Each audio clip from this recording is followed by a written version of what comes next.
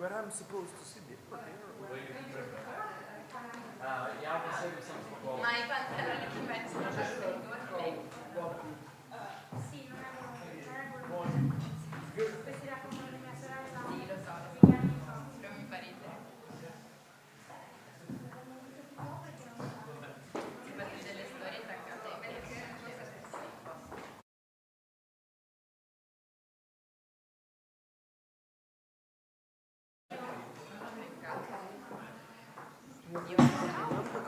però quelli di ieri sera no, ma tu devi capire che quando mi mancano 3 o 4 giga mentre poi intanto decide che tipo è stanco e quella giorno ho avuto troppi giga e quel giorno non va, però il giorno dopo un po' va.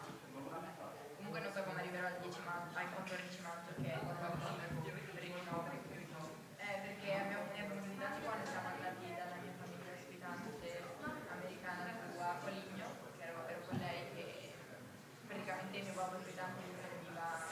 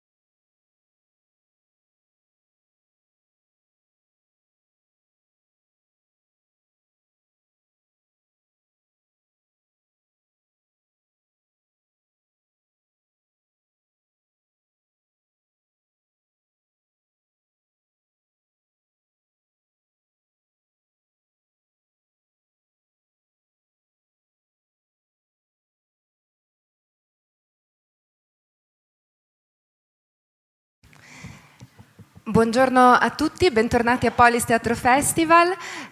Quest'oggi iniziamo il nostro sabato con un incontro a cui teniamo particolarmente, dedicato al teatro contemporaneo dei Balcani, con alcuni ospiti di cui siamo particolarmente fieri e grati di averli qui.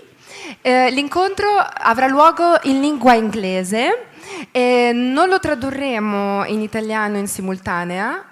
Ok, scusate, sono uscita dall'inquadratura ancora, scusatemi tanto, avete sentito la mia voce ma non mi avete vista. Voglio rincuorare chi non capisce l'inglese che in realtà grazie alla collaborazione che abbiamo con la rivista Estranei, loro creeranno un reportage di questo incontro e renderanno fruibile i contenuti che verranno espressi in forma scritta sul loro sito, per cui se siete curiosi di approfondire poi più avanti avrete la possibilità. Come tutti gli incontri in streaming, anche questo resterà sui nostri canali Facebook e YouTube. E non voglio rubarvi altro tempo, ma voglio lasciare la parola ai nostri ospiti. Adesso cambio lingua per farmi capire anche da loro. I'm very happy to be here and start this new day of POLIS Teatro Festival with this meeting, a roundtable about the contemporary theater of the Balkan area with some guests. We are very proud that can be here with us. Sorry if I'm in front of you, it's just because of the recording, but I will sit down and enjoy the round table. Natasha Tripney will coordinate the dialogue together with Ivan Medenica, Sasho Ognenovski, and Dubravka Vrgoč. And I don't want to lose time by presenting you, but I want to leave you the floor and let the words and your experience to present yourselves. Thank you so much for for being here with us. What can I say more is that the festival will continue also today with many performances. You can find all the information on our website and also tomorrow. So enjoy Polis, enjoy Ravenna, and have a nice round table. Thank you very much. Good afternoon, everyone. Before we start, I would just like to recognize that in Serbia today is actually in the middle of a period of mourning from these two mass shootings which took place during the week, including this shooting at the school. And I think it's just important for us to hold this in our minds and in our hearts as we have this conversation. My name is Natasha Tripney. I am a critic and writer from the UK, but I am also part based in Belgrade. I am the international editor of the Stage newspaper, which is the newspaper of the UK theatre industry, and I'm also the editor of C Stage, which is an online portal for theatre criticism in Southeast Europe. I'd like to introduce my panel today, who are going to be discussing the topic of contemporary Balkan theatre. We have Ivan Medenica, who is a professor of the history of world drama and theatre at Belgrade's Faculty of Dramatic Arts. He is an award-winning theatre critic at Serbian weekly NIN and regularly publishes articles in both national and international journals. He has chaired numerous international symposiums of theatre critics and academics. His book, The Tragedy of Initiation or The Inconstant Prince, was also awarded the Best Book on Theatre published in Serbia in 2017. He was the artistic director of Sterinjo Pozore in Novi Sad, which is the leading national theatre festival in Serbia between 2003 and 2007, and the artistic director of the prestigious Bitev festival, the Belgrade International Theatre Festival, between 2015 and 2022. Then we have Sasho Ognenovski, who is a Macedonian writer, theatre critic, and communicologist. He has published 5 poetry books, 2 books of children's plays, 2 plays for adults, and 2 novels. His latest play, Citadel, was published in English by Lulu Publishing House in Northern Carolina, USA. He writes theatre and literary reviews, essays and columns for various Macedonian, Serbian, and European magazines, and internet portals, including Plays International. And he's the editor-in-chief of the literary magazine Literary Elements and of the online magazine Elements. And then we have Dubravka Vrgoč, who was also a theatre critic and cultural editor of the Croatian main daily newspaper Vjesnik, and has written for cultural magazines both in Croatia and abroad. She established and has been the artistic director of the World Theatre Festival since 2003. From 2004 to 2014, she was the director of the Zagreb Youth Theatre, and from 2014 till 2022, she was the general manager and artistic director of the Croatian National Theatre in Zagreb. She was president of the European Theatre Convention for 3 terms, and since 2015, she has been leading the European Theatre Academy for Young European Producers at the Avignon Festival. She was awarded the Order of the Star of Italy, which is given to outstanding contributions to the promotion of friendship and cooperation and expansion of theatrical cultural exchange between Italy and Croatia. So the topic that we have been asked to discuss today is contemporary Balkan theatre. And I guess if we're going to have this discussion, it would be useful to clarify exactly what is meant by the term Balkan. However, we only have 90 minutes for this discussion, and this conversation could take a very long time. So maybe to summarize, we can say that geography, language, history, and culture all play a role in defining what we mean when we talk about the Balkans. But also there is something more intangible at play, I think, that a question of both of perception, both of self-perception and of how the region is perceived from outside. I think that's fair to say. Earlier today, we were walking around Ravenna, admiring the beautiful mosaics, and we were in a museum, and we were told to just maybe put our voices down a little bit, and even replied, "Oh, I'm very sorry, we are from the Balkans." And I think this maybe encapsulates something of this idea of perception, both of self and of from the outside. Slavoj Žižek famously, when he talks about the Balkans, says that it's regarded as wherever east of wherever you happen to be from. So the Slovenians believe the Balkans begins east of Slovenia, the Croatians east of Croatia, and so forth across the region. Again, I think one thing that we can probably agree on is that Balkan theatre is not homogeneous. It is not a single theatre, but rather a series of discrete and distinct theatre scenes. Some of these scenes overlap with one another, and some are comparatively isolated, as in the case of the Kosovo theatre scene, from which we saw a very good example last night with Jeton Nezaraj's Sworn Virgin, which is a product of Kosovo theatre and a really excellent show. So between these discrete and distinct scenes, there are many shared elements, there is many overlaps, there is, in some cases, there is shared language, there are shared cultural reference points, and there is shared history and this complicated shared legacy of Yugoslavia and the fall of Yugoslavia, and there is this shared past which in so many ways is not yet past. The fact that across the region there are different words for theatre, the gledalište, pozorište, kazalište, and teatri, each with slightly different connotations of what theatre is and can be and how it is perceived, I think is quite a useful sort of example of how there is one theatre but also many theatres.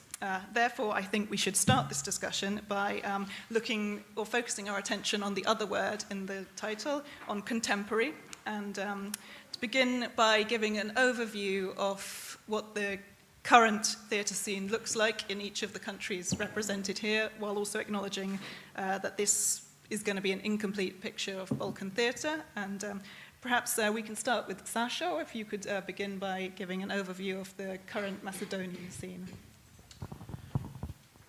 Thank you. I'm Sasho Ognenovski. I'm from Macedonia, theatre critic. I'm very grateful for the opportunity to make a short overview of Macedonian theatre. Well, yes, the Macedonian theatre was founded 79 years ago. If it is at all a long time, it was founded in that after the Second World War in that Yugoslav Federation, and in that period, the professional Macedonian theatre institutions were established as a part of that Yugoslavia, and it was established in the larger cities. It was 8 theatre institutions, mainly of them, 3 of them were in Skopje, in the capital city, 5 of them in the other cities. So at that time, their repertoire was included classical plays, mainly by Russian authors, and plays by Macedonian authors, whose plays are, at that time, was inspired by the Macedonian history from the Ottoman period and by class misunderstanding in the time between the two world wars. After the splitting of Yugoslavia in the independent Macedonia, now recently so-called North Macedonia, the number of the professional institutions, the institutions funded by the Ministry of Culture, so-called national institutions, rised up into 16. So the 7 of them in the capital of Macedonia. It's the Macedonian National Theatre, Drama Theatre.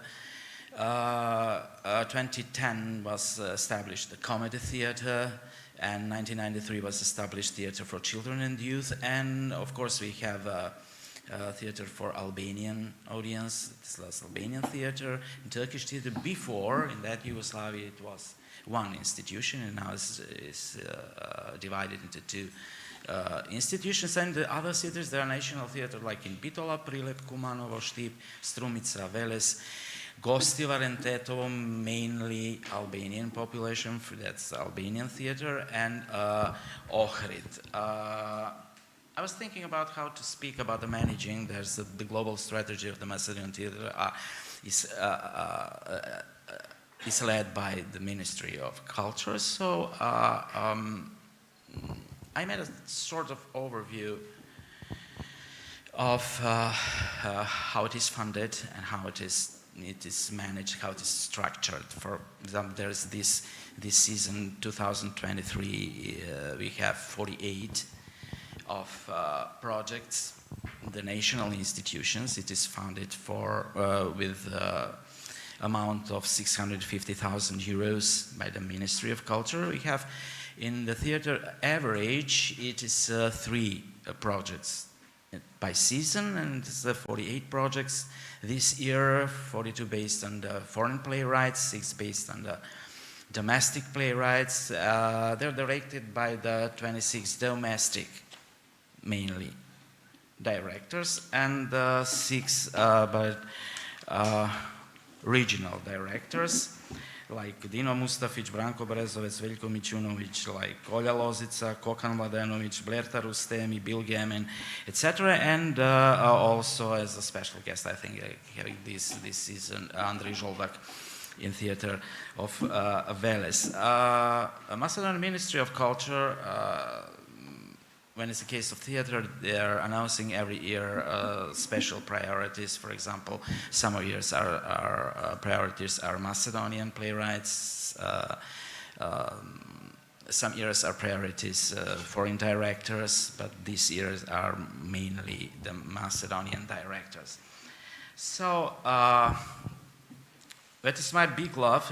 There is several independent theater groups that frankly had been raised recently, the last 10 years. There are more now, because the independent groups are talking completely different theater language, and they're treating different problems. They are independent in their way of thinking, in the level of developing the styles, treating some social and political illnesses of the country. There's a few serious independent theater groups like Golden Elets, it's a sort of Golden Vest, Wonderland Theater, Artopia, and Strich. This is a Macedonian term for cutting the text, something like that. It's a Golden Vest. It's an independent theater. It's working since 2020. They're dedicated on the shorter theater forms, mainly monodramas. They made a very interesting project of Diary of a Madman by Gogol, transferring into some other sources, theater sources like Luke Scene and Guy Maupassant. They are working very effectively. They are working very dedicated to and they are one of the mainstream independent theater in Macedonia. There is Artopia, also very interesting, non-governmental organization and independent theater group, and they're treating social problems and motives, speaking about some very interesting arising problems in Macedonia. They have 4 theater projects so far, directed by Biljana Radinovska, the theater project so-called Experiment, directed by Lijane Spasic, Vladimir Milchin, and the project so-called Život, directed by Idem Aydin. Wonderland Theatre is also one of the most interesting independent theatre groups, led by, for me, very interesting theatre artists, both of them and directors, Nela Vitošević and Vasil Hristov. They had a beautiful production of Ship of Dolls by Milena Markovic, one of my favorite plays. And so they're working also on that social problems and problems for including the minority groups in the theater project. And the last one was established a year ago. It was a theater independent group, so-called Strih Kat. They're very enthusiastic young theater artists like Ava Husseini, Tomislav Davidovski, Janka Levkova, and Marian Naumov.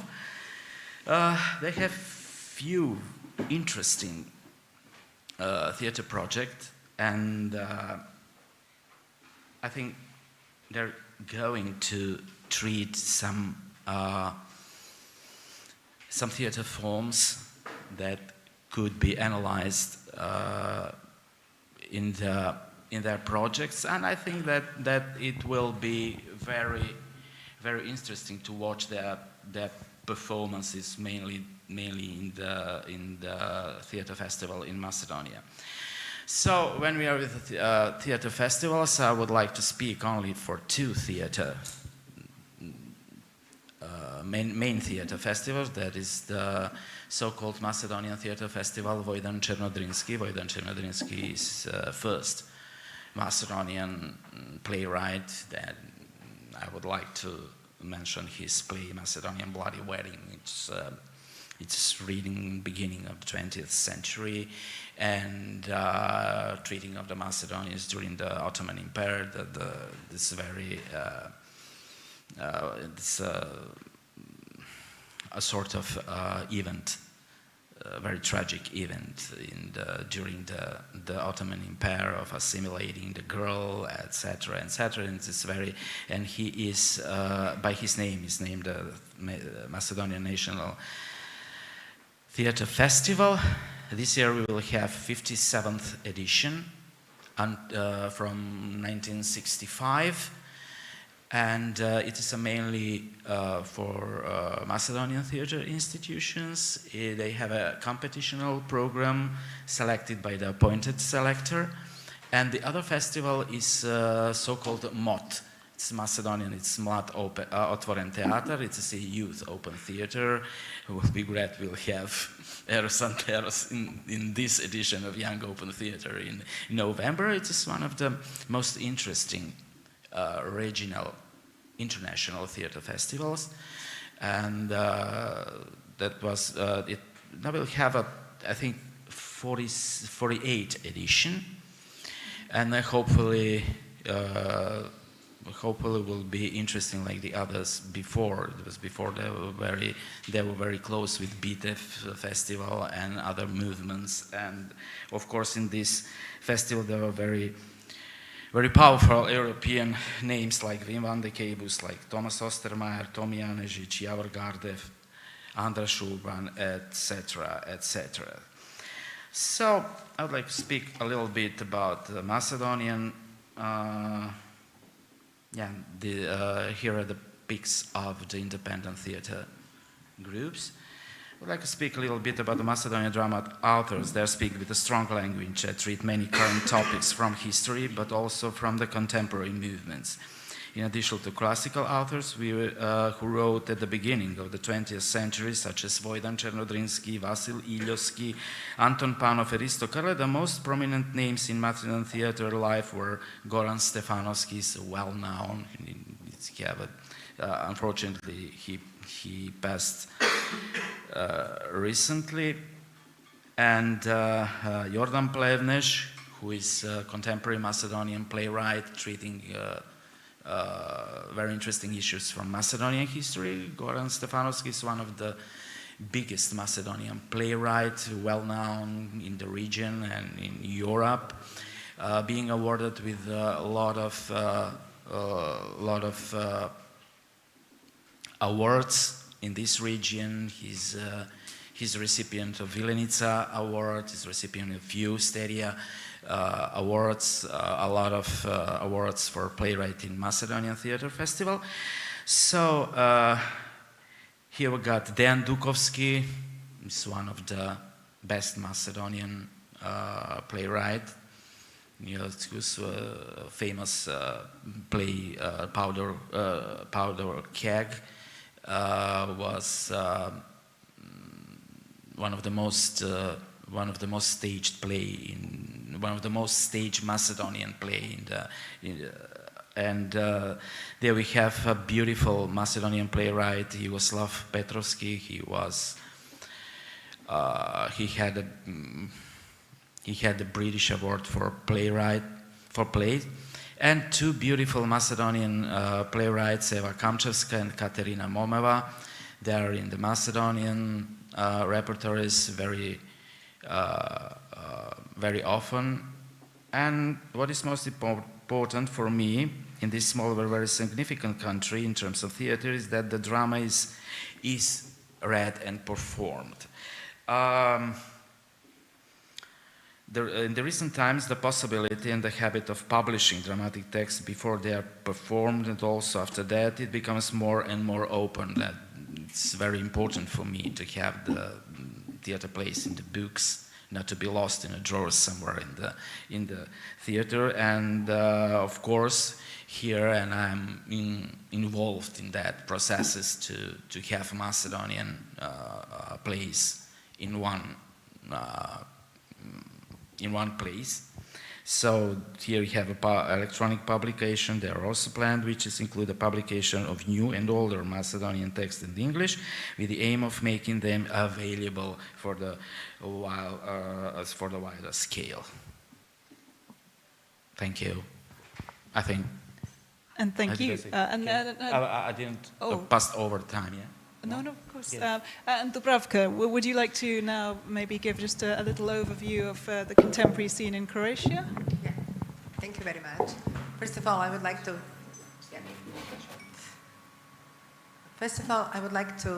thank Agata to invite me to be with you today, and especially because I never been at the POLIS Festival, and I found it really interesting, and not only interesting but useful for all of us to have some overview in something what happened in Balkan, because even me, who are in Balkan, I don't know a lot about theater which we call Balkan theater.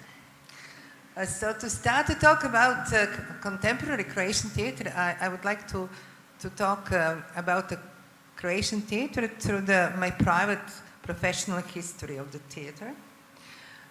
In the 90s, I have been a theater critic for a daily newspaper, and I was working like 1 week. If there is a week, I have 7 days. Like 6 days I spent in the theater in the 90s, and I was watching hundreds of really, really bad performances. It was a bad era of Croatian theater, I could say definitely now. We were in the wartime, so nobody came to Croatia. We didn't go anywhere. We were completely closed. And there is a two festival which is going on, which is great. It was Eurocars, and it was the week of modern dance, which still continue to work, but in really 90s, even the artist was afraid to come to the Croatia. So we were feeling, and we were living like in a ghetto, and we know each other very well. It was the same director going from one theater to another theater. It was the same audience who was watching the same actors, and in the end of 90s it was a big catastrophe for Croatian theater because we couldn't we were stuck in our aesthetic, in our poetic, and in our expectation of the time. So it was a big crisis on Croatian theater. And in the end of the 90s, actually the audience left the theater. And it was also the big crisis of lack of audience in the theater. So at the beginning of 2003, my colleague Ivica Puljan and I decided to establish the World Theatre Festival because we found out that we really need to be connected with the rest of the Europe and to inform the Croatian audience what's going on in the Europe, but also to inform the Croatian artists because they didn't got any kind of mirror to compare themselves with the other artists and to be self-confident, but it's really important for artists, especially in the post-war time. So we started with the World Theatre Festival, and it was like a big success at the very, very beginning. In the last 20 years, we presented almost everything what we called mainstream of European theatres, not only European theatres. We presented big names. We call it like master and the students. So we presented like Peter Brook, Eugenia Barba, some of them are already dead, Piotr Fomenko, Eimundas Nekrosius, Lev Dodin, Thomas Ostermeyer for many times, Kastov, Milorau. I mean, everybody who came in your mind, it was there. And it helps a lot, I mean, for us to feel really confidence about the part of the Europe, but also for artists to be a part of European theatre. So in 2004, I was starting to run in the Zagreb Youth Theatre, and I thought it was not enough to just give one way to present European theatre in Croatia and not present Croatian theatre in Europe. What I think I always think it's a both way, and we need to be equal. I mean, we are the small country with a small language in the Balkan, but we are also the part of Europe, whatever does it mean. I mean, it means a lot for us. So we need to be equal with European theatre, and to be equal, we have to present themselves.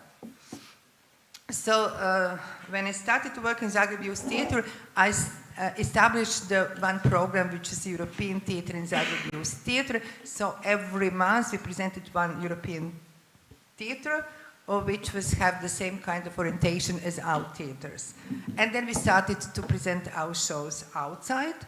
And we first started with a well-known Croatian artist, Bobo Jelčić, who already was presented her show in abroad. But then 2006, he did it S druge strane, on the other hand, a quite popular performance with 4 actors from Zagreb Youth Theatre. And there is family story about mother and son and people in the neighborhood. It was very funny. It was in some way Eastern European, whatever does it mean. But for Europe it means a lot, because wherever we go we were quite successful. So then we started to work more and more to present to Croatian theatre, the theatre what we did in a European stage.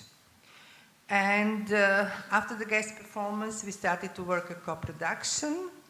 In 10 years I've been in the Zagreb Youth Theatre. I did like almost 30 co-production with the European theatres.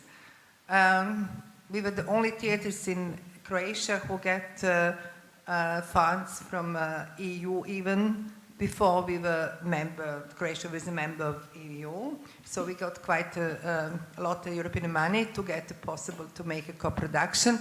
We did some really great co-production, which I'm very proud of it. The name of I will tell you something more about it because I think it's quite interesting and it could be useful. we did a co-production with the 4 theaters. It was Birmingham Rep Theatre, it was a Dresden State Theatre, and it was a State Theatre from a Polish city, Bigos, and Zagreb Youth Theatre. And the name of the performance was Europe. It was 2010. And what we did, we commissioned a free playwright to write a play, short play with the topic of Europe. And we spent 1 year researching what does it mean Europe in a different part of Europe. So it was like in Dresden, there was a workshop for 1 year in a place for retired people, retired home. In Zagreb, because in the Zagreb Youth Theatre there is a workshop for children. We have a few hundred, 400 children in the workshop, so we work with the children. In the Birmingham, there was a work with the migrants because we found it that there is a lot of Polish migrants in Birmingham. So even if you want to, especially from Bigos, if you want to travel, there is an everyday flight from Birmingham to Bigos. So we found very interesting, way to connect it. So after 1 year, there was a play called Europe in 4 languages. And we decided that the director will be Janusz Kica, who is originally Polish, worked in Germany, married in Croatia with the Croatian actresses, so it was a perfect combination. So we worked in Zagreb for 4 weeks, and it was quite interesting because we have 2 actors from Birmingham, 2 from Dresden, 2 from Zagreb, and 2 actors from Bigos. But then we have a problem with the... Be careful with actors and actresses. You made a very beautiful mistake. You said that Kica was married to Croatian actresses. Only one of them. No. Okay, that doesn't matter. Thank you. So later, there was a black actress, and she was quite. I don't know if you know about Zagreb and Croatia. We are not very familiar with like black people. And I tell you later about another funny story about the racism in Zagreb. So she was quite not feeling very well in Zagreb because everybody was staring at her because she was black, and people are not used to see the black people in this time in Zagreb. So at the beginning she wanted to go home, and it was like scary, and it was very risky for a co-production. But then she stayed, and she didn't want to go back home. So it is about co-production. You never know how it will start and how it will end. But that was something really great. We played in the 4 cities, and in every cities we played in the native language with the subtitles. So we have like 3 languages on the subtitles in every city. And it was great performance. So we were working a lot of present Croatian theatre in Europe, and to present European theatre in Croatia. We also did a performance in, it was a world premiere of Croatian performance Garage at La Mama Theatre in New York. In 2010, we had the rehearsals in English language in Zagreb. So we prepared the performance in English. We presented in La Mama Theatre in New York. We're supposed to stay 1 week, but we stayed 3 weeks. And it was really like a big success. And then we came to Zagreb, and then we translated the text from English to Croatian, and then we played to the Croatians. So we just wanted to show in these 10 years that everything is possible regarding the theater. And then we want to really cross different kind of border, like geographical border, like cultural border, but also like artistic border. Then I moved from the Zagreb Youth Theatre to the National Theatre, and at this time, 2014, National Theatre was quite not well known in Zagreb.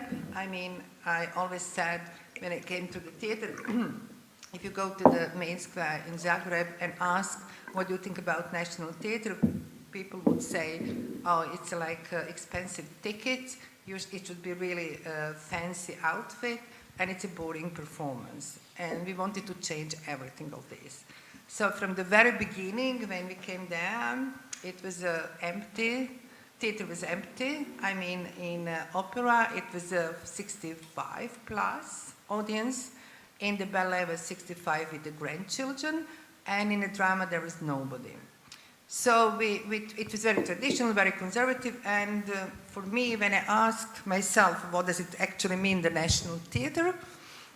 In the 21st century, it's a big question mark, because we know that the national theater started with 17th, 18th century just to promote the national language, the nationality in some way, national literature. And what does it mean in 21st century when we are really more open and globalization trends are around us? So for me, it was that like in the 17th, 18th century, we should be the first of the first. So we should promote some new idea about the theater, and we should go further than it was in the idea of the conservative and traditional theater. So we were, from the very beginning, we make the day of open square. So in front of the National Theatre Zagreb, we open all the doors, windows. Singers were singing on the window. Actors were acting around or reading the poetry, and ballet have a big stage on the grass near the theater, and they have ballet exercises and also the part of ballet performances. And then we were also going around, and we were playing in the different neighborhood of Zagreb, telling we are here. And so after some time, we invited people to come to see us, and the people really trust us. And after 2.5 years, we started to be very popular. And in 2019, before the pandemic time, we were 96% full in the opera, drama, and ballet, with the box office, 2 million euros money in the box office. What actually we did in the drama, we were really putting on stage Croatian contemporary play. Even in the Zagreb Youth Theatre, I found out that people really love it. After the war, they really love it to hear on the stage people who are talking about their problems, people who they can meet on the streets, people in their neighborhood, people they could identify with them. And that was really, I mean, if you compare, if you are putting on the stage, for example, Tena Števicić performance, Three Winters, which was a big success, and Molière, Chekhov's Shakespeare play, like 50% will be more for Tena Števicić than with the classical people. And I was surprised too, but that was something when I tried to analyze, I really found out that people wanted some small story from the people they know. They could see their problems, they could find a way. I always think the theater is not a place where we can expect an answer, but the things why theater should exist is they can give a question. They can really open for everybody to questioning our time and the questioning the problem and the life we are living. So that's the experience. We were presenting a lot of contemporary Croatian play in the last 10 years, like the play of, I already said, Tena Števicić, Ivana Sajko, the play of, we did it, Zagreb Pentagram in the Zagreb Youth Theatre. We invited 5 young writers to write about Zagreb, short stories, and they put it together. Ivan Vidic, Karakaš, Nina Mitrovic, and then we started also with the adaptation of the novel, a very popular novel, which became really like a big success in the theater, and it's also Croatian text, which people really love it. So this is the experience of the theater in the National Theatre, and that's what I found really exciting and inspiring. That's after some time and the end of our mandate, we set up the award for the best playwright or the best play, what actually for 50 years didn't exist in the National Theatre in Zagreb. Okay, we left 2020, I mean last September, and now this award not exist anymore, but we tried and we got 2 years of awards. So yeah, we left 2022, the Croatian National Theatre. I mean, it's me and my team for a political reason. And what could I say about what I found in the last few months quite interesting in the Croatian theatre? It's like independent scene. Croatian theatre had in the 80s a really strong independent scene, which was even like more interesting than a repertory theatre. That's an institutional scene. And now, in a last few months, I saw 2 really interesting performances, 3 actually, in small places, in a house, one in the house and one in the apartment.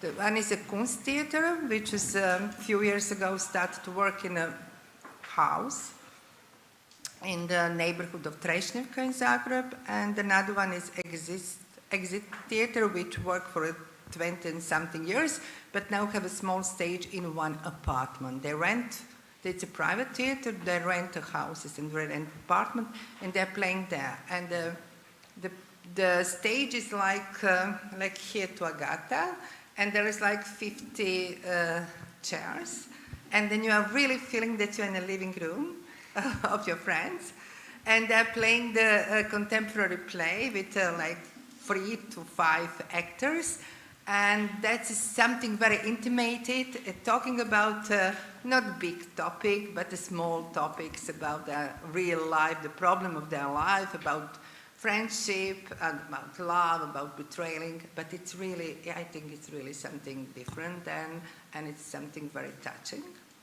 And another, I saw this of the Exit Theater in an even smaller apartment with the 3 actors playing like a movement theater with a few words. It's famous actors Livia Badurina and Jelena Miholjević, like a couple who was stuck in some apartment with even less 40 people there.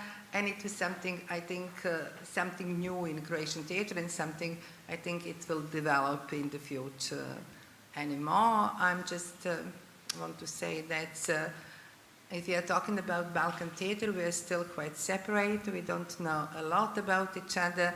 I think that's it's a time to do something, to be more, to be more present, to be more even creative, to find a space that we can work together and then to show whatever we can do. Yeah. Thank you very much. Ivan, would you perhaps present the Serbian perspective now, especially in light of what Dubravka was saying? Thank you. Thank you, Natasha, very much. Thank you, Agata and Davide, for inviting me to this very interesting, inspiring conference. I do not intend to give you a kind of historical overview of Serbian theatre.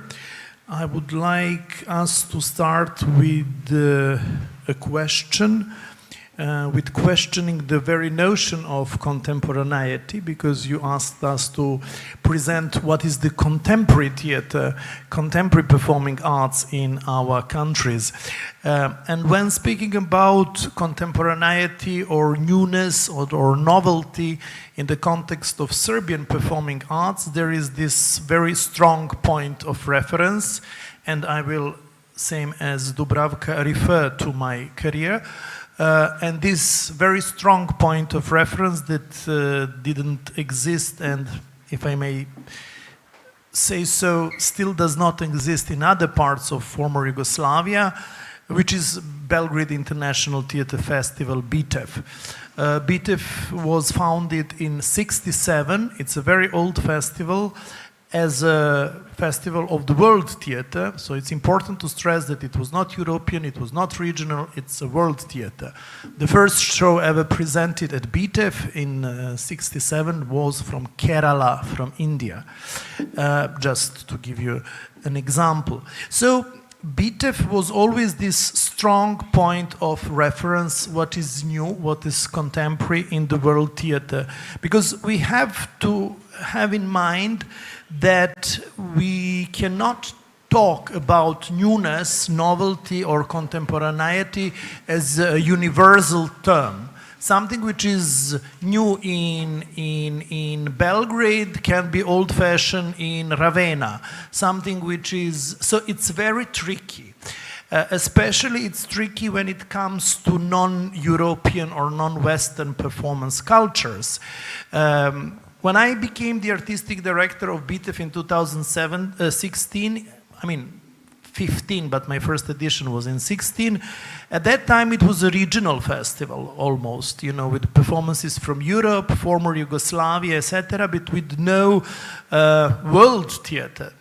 And my first intention was to bring back non-Western or non-European theater. So if I'm allowed to say so, one of the things that I'm really proud of is the fact that in 7 years of my term, we had chance to see in Belgrade, to present in Belgrade performances from China, Singapore, Iran many times, Lebanon, Nigeria, Mexico, Brazil, and many other co-productions with, for example, African actors, and some German co-productions with African actors, and so on.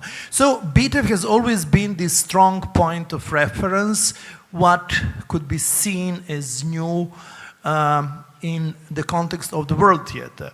The first edition of BTEF, which was in '67, at that time, of course, Yugoslavia, Belgrade, and BTEF were a unique place in the whole world where theater makers from East and West could meet. It was Tito's Yugoslavia, it was Yugoslavia of the movement of non-aligned countries. So we are very proud of the legend that BTEF was the meeting place where the famous Polish guru, theater guru Jerzy Grotowski met one of the most famous companies of American avant-garde theater from that time, which is Living Theater. Is this for me? Connection that we have here in the room. Marco de Marinis. Yeah, but Marco is not here. Marco de Marinis is sitting there and just gave us the Where book. Is Marco? Ciao, Marco! That has just been published about Jerzy Grotowski for that reason. Great! But great this was a surprise. I'm so very happy to see my friend and colleague Marco de Marinis. And the publishing house and the editor is sitting congratulations. here. So give me, for me to show to all the guests, this is a new book by Marco de Marinis about Jerzy Grotowski, Il supermento della rappresentazione. Sorry for my Italian. So we, in Belgrade, we believe in this legend. No, we are taking it here like this. Marco, this was a present for me, wasn't it? So we believe in this legend that that was a meeting point, meeting place where we all know that afterwards Grotowski was invited to the States to give lectures, organize workshops, etc., etc. So yeah, to repeat once again and then to continue, BTEF and what has been presented at BTEF in this long history was always a point of reference to the local theater of the newness in performing in the performing arts.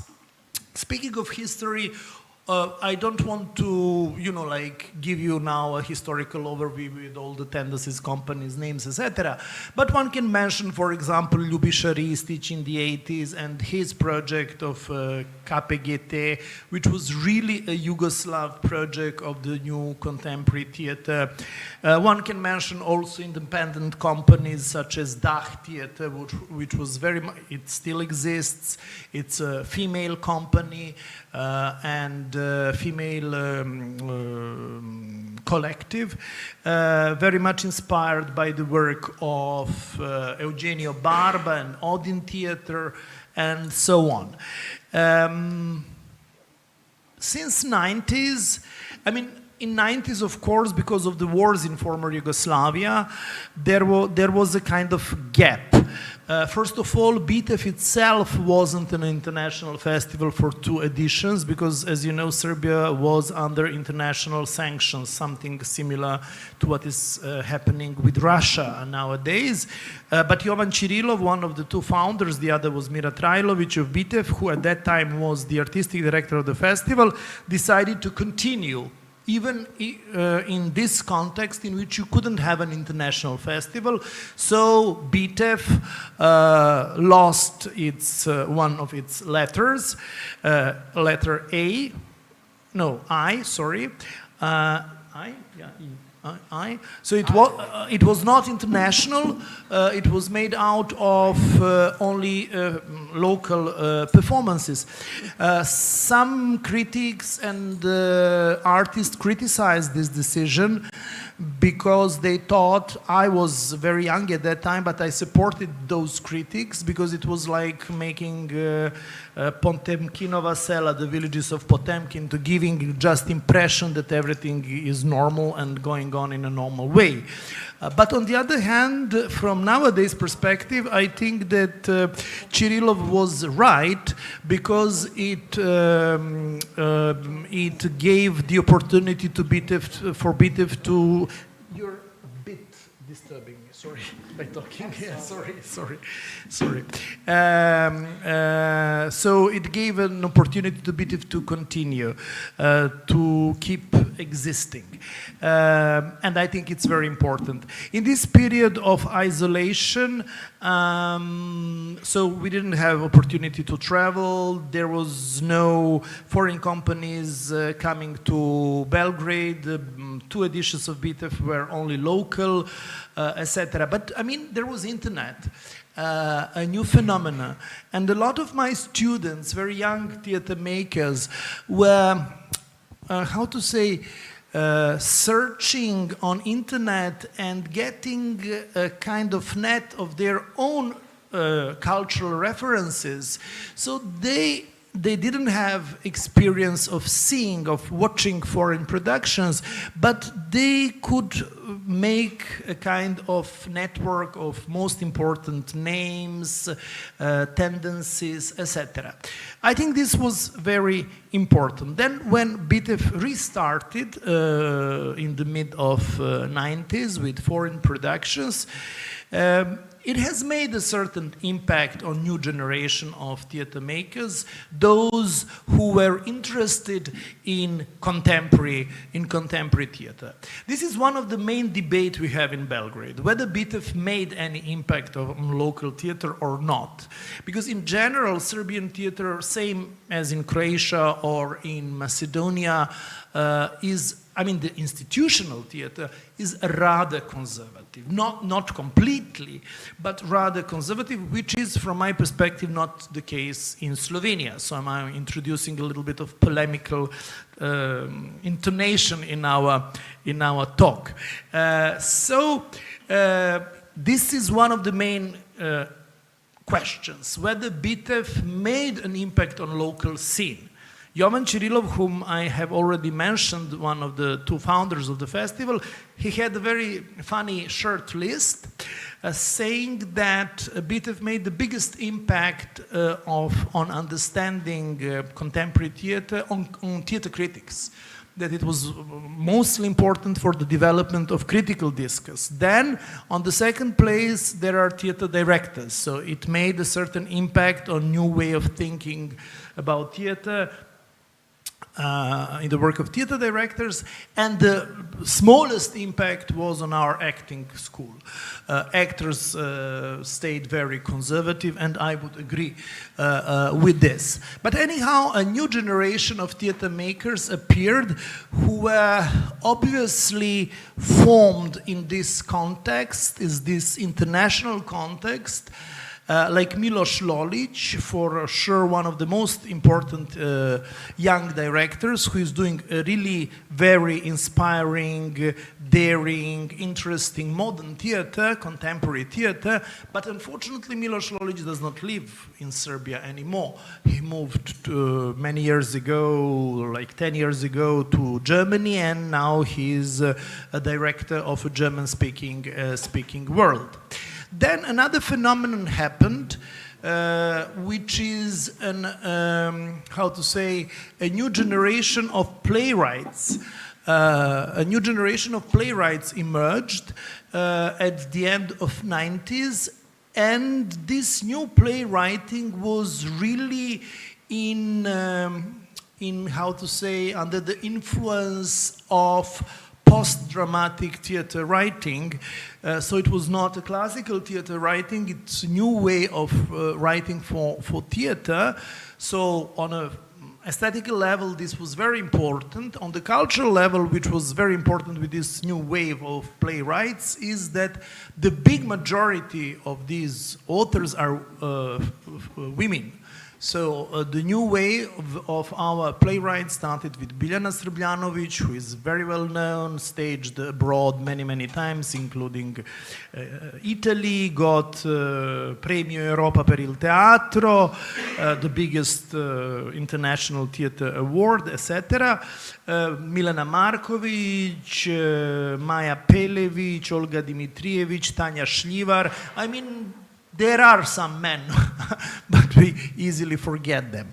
The majority of these new playwrights are really women, and they are introducing a really new way of writing for theater.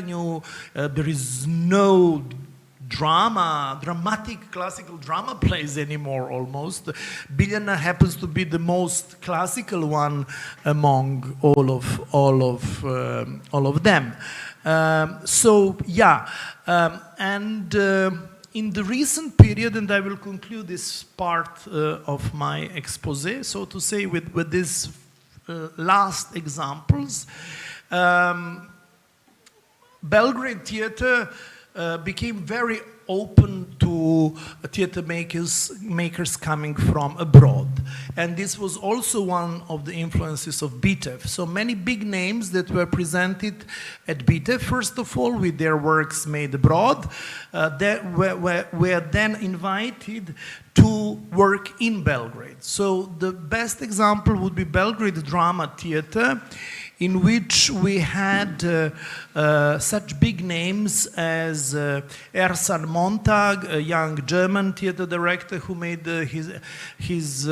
one of his latest productions there. Then Frank Kastorf, we had in October an opening by Frank Kastorf, and it was not copy-paste something he did somewhere else, like Bob Wilson, and then came to do it in Belgrade. It was a brand new performance based on a very, very important and very difficult text, which is La Divina Commedia. So we had Divina Commedia directed by Kastorf. Then a lot of regional directors from former Yugoslavia, because we speak here about Balkans and we think about former Yugoslavia, as a matter of fact. Nobody is referring until now to Greece or Bulgaria.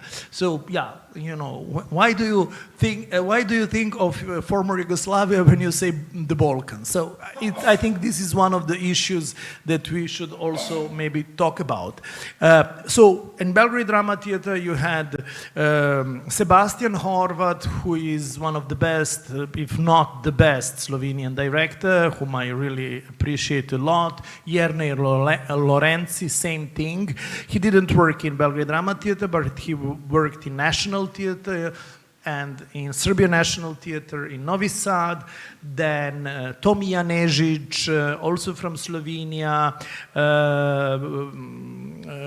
Bobo Jelčić, whom Dubravka has already mentioned, Ivica Buljan, and many, many other directors. So I will finish this first part of my talk with the kind of, not a provocation, but I would disagree with what Dubravka has just said at the end of her speech that we do not know each other and that we do not communicate enough.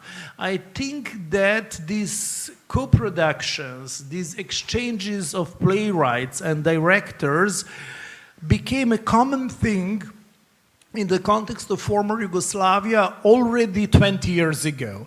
And nowadays it's the most common thing to have a Croatian play on a repertory of some Belgrade theaters or Slovenian, Croatian directors working in Belgrade and vice versa. So I think that this exchange is happening. And that's very, very important, and it has its obvious positive sides in terms of cultural differences, of multicultural aspects, etc. Of course, there is one of the most challenging thing, which is an exchange between Kosovo and Serbia, Belgrade and Pristina, but Jeton is here. But even in this regards, things are happening. Jeton's performances were presented in Belgrade. Independent scene is making exchanges. There was a Romeo and Juliet directed by Miki Manojlović with actors both from Pristina and Belgrade. Of course, it should be much better than this, but even in these most delicate relationships, things are developing. So I think that the cooperation in the context of former Yugoslavia exists, and it was one of the first cooperations that was established after the wars, quicker than in other fields of human activity, so to say. And I will finish with another provocation. There is a good side of this, which is obvious, but there is a tricky side as well, because all of 6-7 countries which stayed after the disintegration of former Yugoslavia, 7 with Kosovo, yeah. So all of our countries are very small. And I mean, when you are small, you are provincial one way or another. So these co-productions are for us also a way to make a bigger market. And some lobby structures, some exchanges which are based more on interests than on real cultural needs are established as well. So I would say this is a negative side of this ex-Yugoslav cooperation. I mean, I understand it. I understand that people need wider market for presenting their work, bigger opportunities, but on the other hand, if you're making these lobby structures, I'm coming to your theater, Davide, and then you will come to my theater, and then we will present this as and we will find money for this project, because of course it's Serbo-Italian, it's international, it has to be embraced, blah, blah, blah, blah, blah. If we do not have good ideas, if we don't have real artistic and cultural interest in exchange, it could finish as something completely different from what it was supposed to be. Wow, what a speech. I intend to become a politician. Thank you very much. I have a follow-up question that pulls on some of what everyone has mentioned. In the UK at the moment, we are having a lot of conversations in theatre about the questions of diversity and representation on stage, and how a theatre can reflect every facet of the community in which it sits. And this encompasses sort of queer artists making work, the disabled. It is about racial identity, about cultural identity, and I'd be really interested to get some sense of what these conversations look like across the region, how these questions are being addressed, who is being represented, who is not being represented, who is visible, who is less visible, and the artists who are addressing this, in which way they are addressing this. So maybe if we can speak a little bit about diversity, this would be interesting.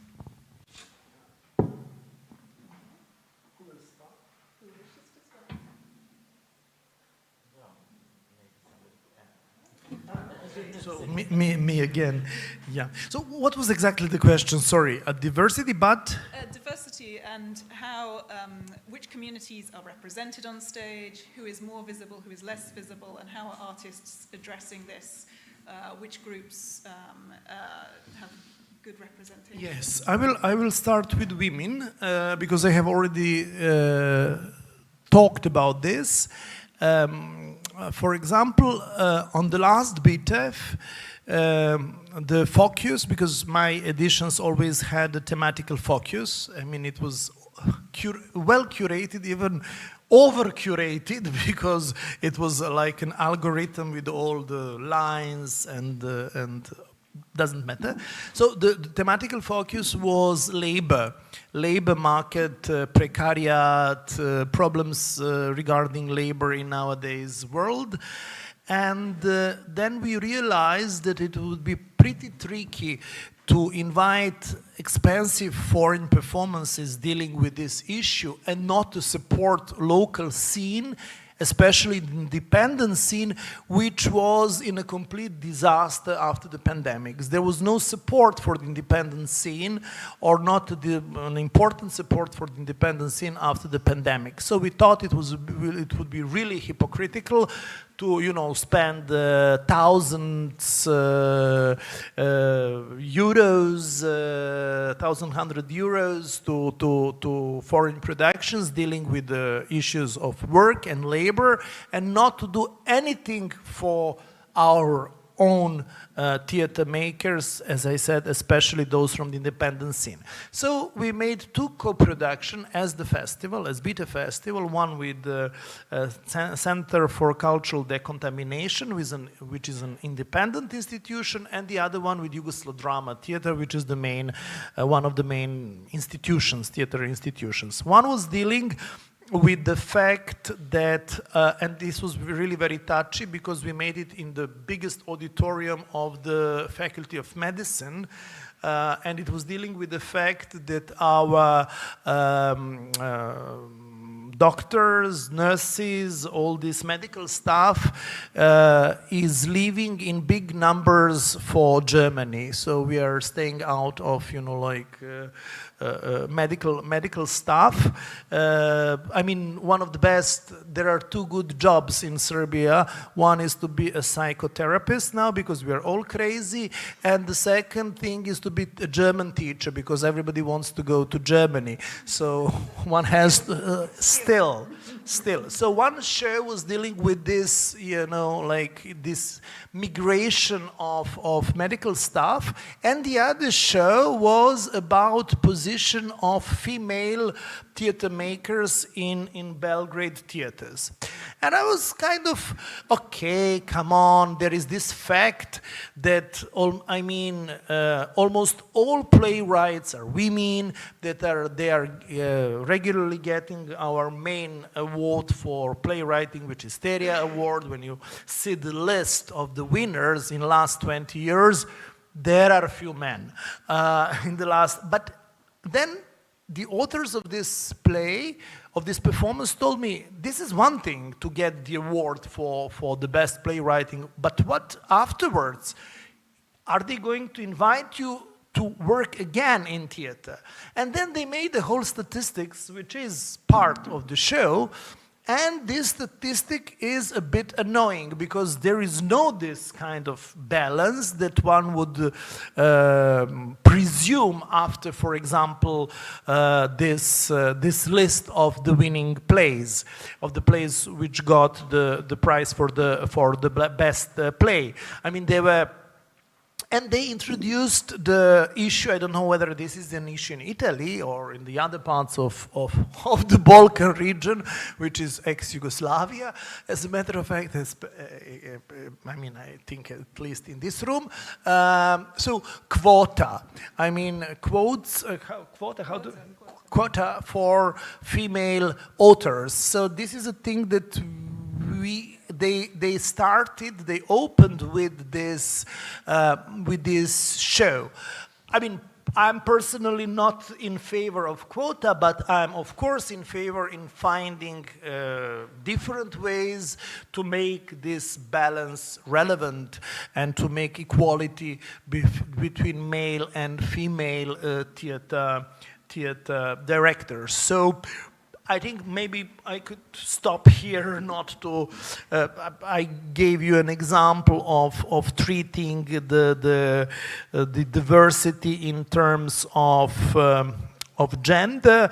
In terms of ethnicity and culture, one of the most important things in Serbia is the Hungarian theater, because we have on the north of Serbia, in the region of Vojvodina, a big Hungarian community, and they have a very good theater, really. They have few professional theaters, state-subsidized theater, few companies, and there is a regular exchange between, although the languages are, as you know, completely different. I mean, the three of us, we spoke almost, and Aldo with Slovenian, we can understand each other very well, but Hungarian is, of course, a different language. But even regarding this fact, there are exchanges, there are co-productions with both Hungarian and Serbian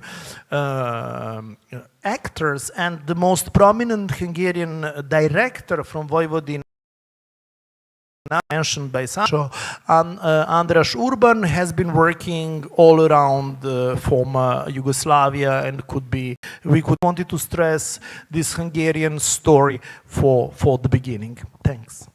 Thank you. And Dubravka, perhaps you could pick this point up. It would be interesting to talk about diversity in the Croatian context, linguistic diversity, cultural diversity, but also maybe how queer narratives and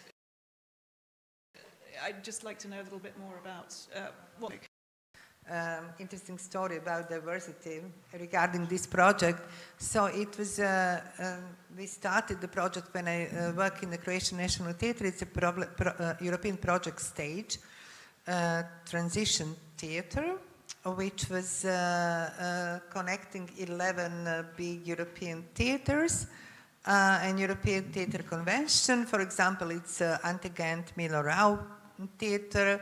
It was Dramaten Theatre from Stockholm, theatre from Vilnius, and it started with the theatre with Ivan Medenica. The idea is just to make a project about sustainability theatre. You know that sustainability is now it's the world in the context of European theatre. Even I'm not sure that everybody knows what does it mean, the sustainability in the theatre actually.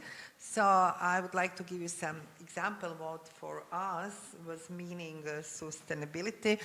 So we started this project. The idea of the project is not mobility project, so there is no traveling for the theatre.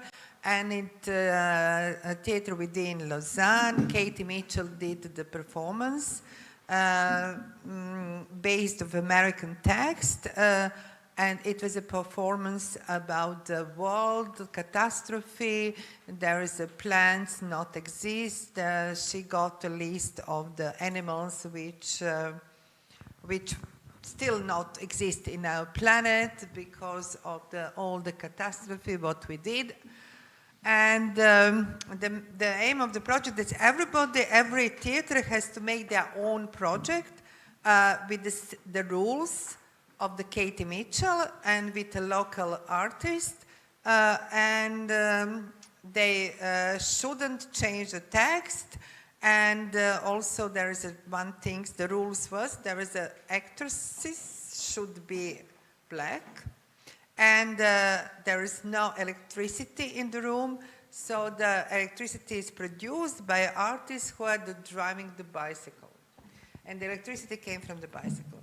So when we went, and I chose Anica Tomic, quite young, she's in 40 at the moment, director to do this show.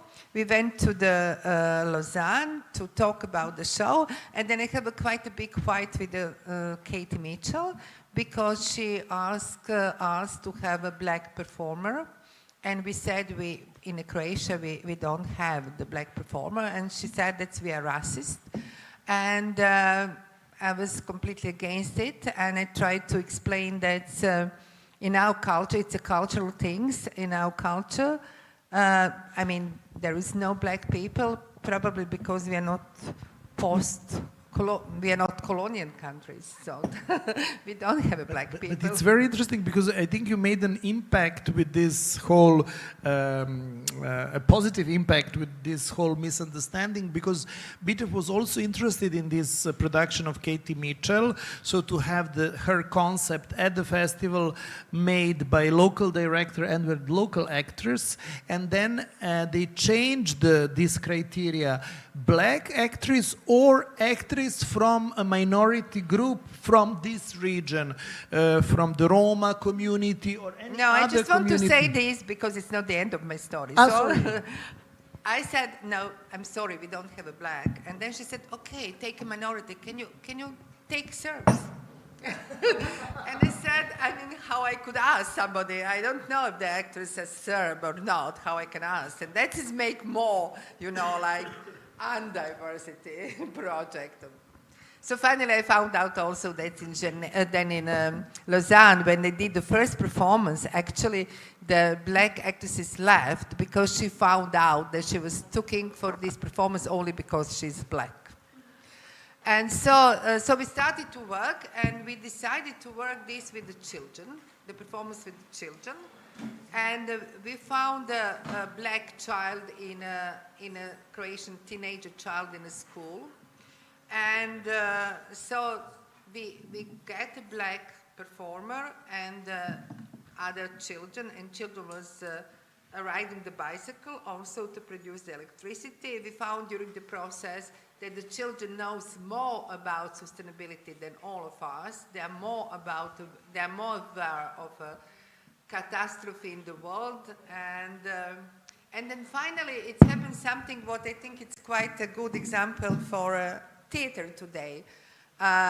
So we did the performance with a black teenager, and it was quite a big success.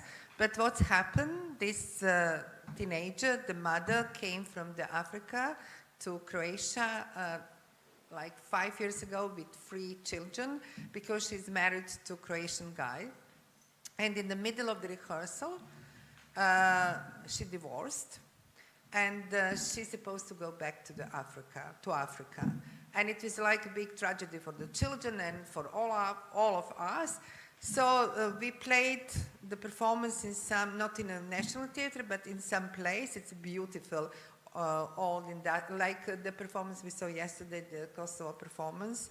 Is the same kind of the building, and we have a bar in front of the building, and the bartender asked the woman to work with him in a bar, so she got the permission and she stayed in Croatia. So I think this is a sustainable theater, that we save our family through the theater, and I think we are living in a very difficult time.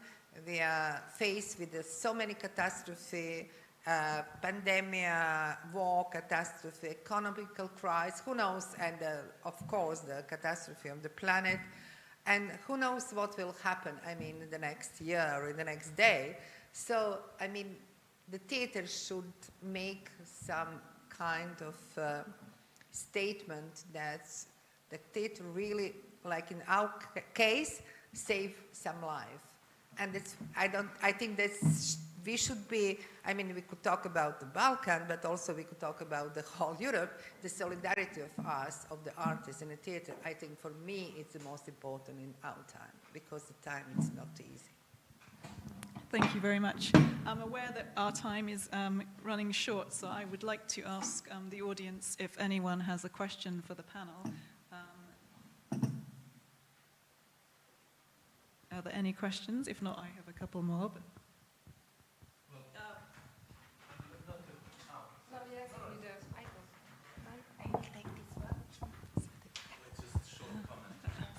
Thank you. Comment. No, I just wanted to, in fact, ask Natasha to do a bit of promotion of the Sea Stage, so they understand that something is going on in terms of regional cooperation and what is being presented there, and so.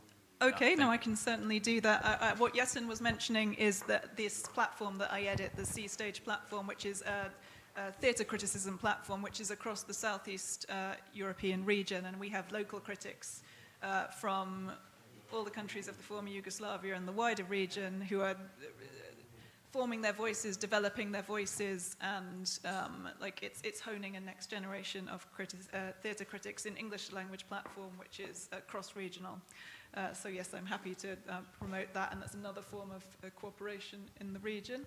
I think that one of the points that you made there about how we're dealing with the most pressing issues of the moment, with the climate catastrophe, and still the ongoing sort of ramifications of the pandemic, how it impacted on artists and indeed society, and what we were discussing this morning, the appalling sort of incident that happened in Serbia during the week, and the sort of social and context that perhaps contributed to these events. I'd be interested to know how theatre makers are engaging with these issues, which are the most pressing issues in the different countries, and how artists are dealing with this or can deal with this. But Sasha you wanted to say something, yeah? No, okay. Yeah. Just a few words. It's something that is on my mind all the time. So I think that the essential problems of the theater in these regions are more bigger and more deep. Watching all these performances around this region, especially in the Balkans, I started to think about does theater delivers messages? I think that despite the needs of sharing the mutual problems of the Balkanic countries, especially ex-Yugoslavia, is this narrative theater losing the chance of being an avant-garde? You have to think about it. That all ages of theater, especially in the 20th century, in the end of the century, we had a sort of avant-garde. I think that the things have been lost because, we are living, especially my country, Serbia, we're living in the countries where there's still very problematic questions of is our history, our heritage, our identity. It's very important, I think, in general. I think one of that questions have been solved. It's one of the most deep and, philosophically very deep and very interesting performance I have seen in my life. It's Valikovsky's Apollonia. And we have to think a little bit deeper in that direction. It doesn't matter if you're making a performance or writing about a performance, developing a sort of theories. I think that the terrifying events are happening around us.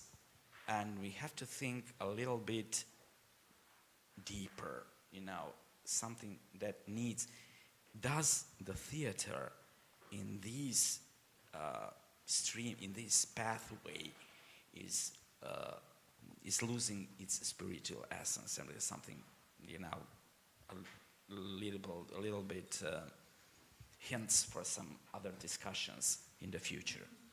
Thank you. Yeah, thanks. I will come back to the same issue. We have, you have already mentioned that I was many years ago the artistic director of Sterino Pozori, which is our main national festival. As a matter of fact, it was founded as a Yugoslav National Festival and became Festival of Yugoslav Playwriting and became a Festival of National Playwriting after the disintegration of former Yugoslavia. And I have been everything on beat on Sterino Pozori. I was moderating roundtable discussions. I was the artistic director, but I have never been the member of the jury because it's a competitive festival, and they invited me this year to be a member of the jury. So I will give you just one very concrete example. So there will be like 8 performances in the competition program, out of which 6 to 7 are dealing with the female issues, with the treatment of women. So it's really becoming the most present topic in Serbian theater. And this is connected to the fact that the Me Too movement is very strong in Serbia. I think the strongest one in all the region. Okay, we have particular very strong reasons for that, because there was a huge scandal with a teacher who had a private acting school, and he abused a few young women, girls, who afterwards became students of acting, and it's really a tragedy, and this process is still on. And then some other similar stories were raised. So the position of women is one of the main topics in contemporary Serbian theater, and there is a subgroup of these performances and plays, which is also the position of female theater makers in theater business, in institutions, in the working procedures, etc. So yeah, we have, I mean, this is the problem of Serbia. Serbia has all the problems of the globalized world. I mean, this mass shooting which happened in my primary school, which I finished, which is in the very center of Belgrade, which is one of the oldest, which is bilingual, because we learned French and Serbian from the first year at that school, which is very prestigious, etc., etc. So on one hand, this mass shooting is something that we know from the States, which is very common, unfortunately, thing there.